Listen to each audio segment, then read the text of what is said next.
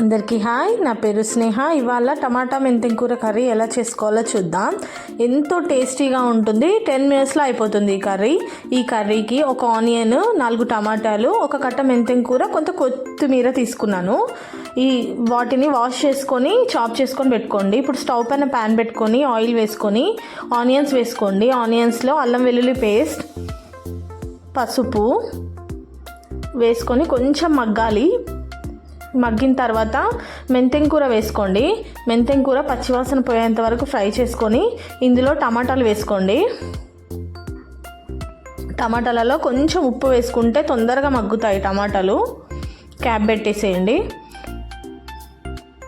ఇప్పుడు ఇందులో కారం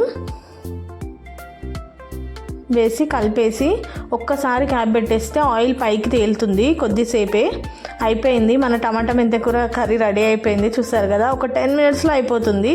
పిల్లలకి లంచ్ బాక్స్లో మార్నింగ్ కొంచెం టైం లేట్ అయినా కానీ మనకు చాలా ఇబ్బంది అవుతుంది. ఇలా ట్రై చేసి చూడండి ఒక్కసారి.